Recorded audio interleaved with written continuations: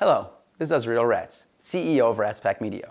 Today, I want to talk about email frequency, the number of times you should send your email. We've actually talked about this in an earlier video where I talked about the importance of understanding how much your audience wants to actually see your content.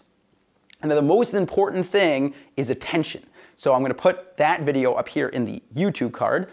And today, I want to talk about two things. One, which is how often you should send your email newsletter.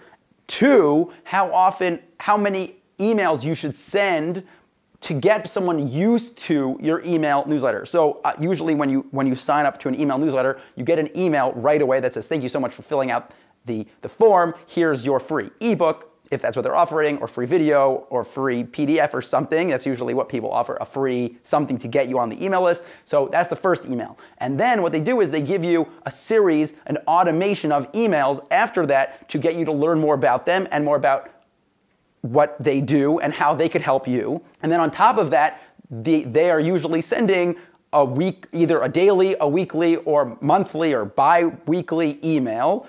And that is how they keep in touch with you. So that is what your business should be doing to reach your subscribers as well. You should have an automation at the beginning. When someone first signs up, have several days. It's 3 or 7 or 14 or a full month even, maybe, that's a lot, but maybe a full month worth of content every single day to get people to know who you are, and then have a weekly or monthly email that just keeps people up to date with what you're doing and new content and new videos and blogs. So the first thing we're going to talk about is how often you should send your email newsletter. And the answer is as much as you're creating content that is worth sending an email out saying this is enough content to send out. So we talked about earlier that you should have between 5 and 8 pieces of content. So if you're creating 5 pieces of content on a daily basis, that's hopefully enough to send your email newsletter. But you remember the video that we talked about earlier,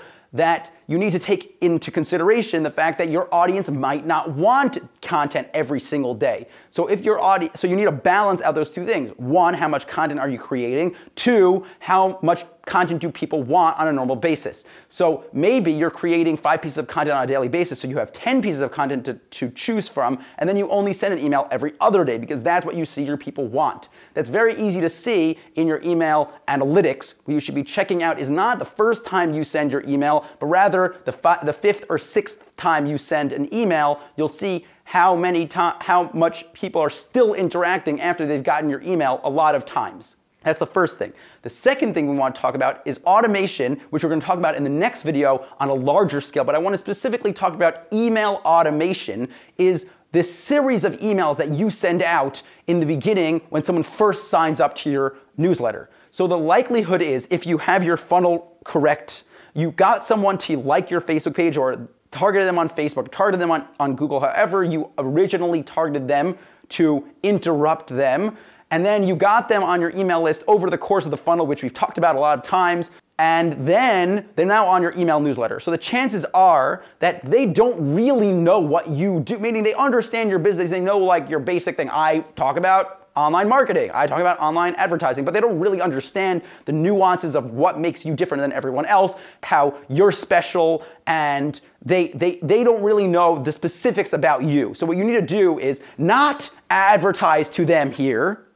What you need to do is spend a few days showing your greatest content. So I put out this article on my website about the 7 steps to master Facebook ads. It's a really fantastic piece of content. It has videos in it, it has information in it, and I'm going to link it down below. And that to me is this piece of content I'm very proud of. It's a long form, and I'm hoping this video and the series that we've been making will also become an article that a lot of people will see and get a lot of exposure to my brand. So what I want to do is I want to make sure that everyone in my email newsletter has seen that article.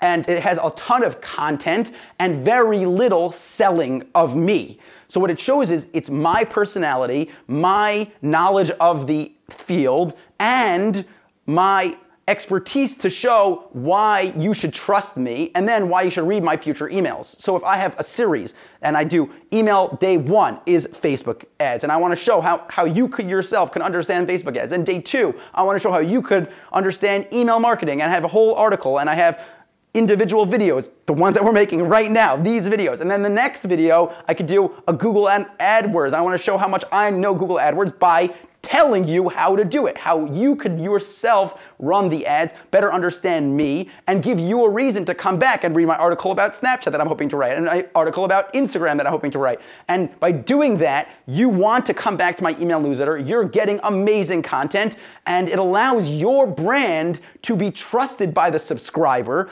And then they want to continue reading, they want to know more, they want to reach out to you, and hopefully they want to then use your business as a client. So that's what you need to do, is figure out how many days it takes you to do this. Step 1, show them your best content and why they should, and how much they can learn from reading and watching your content. 2, show how they themselves can do it without you. And step 3, if they want to use you, how they can go about doing that. If that's with email or by messaging on Facebook or any other way of contact, you should tell them in that series of emails. So that could take 3 days, that could take 7 days, that could take 10 days. You really need to know your content and your audience and understand those 3 things to figure out how best to structure that email automation and how to get it in front of your subscribers so that they do all of the things that we talked about in this video. Thank you so much for watching this video. Don't forget to like and share and comment and thumbs up, and thank you really thank you so much for watching this, and have a great day. I will see you in the next video.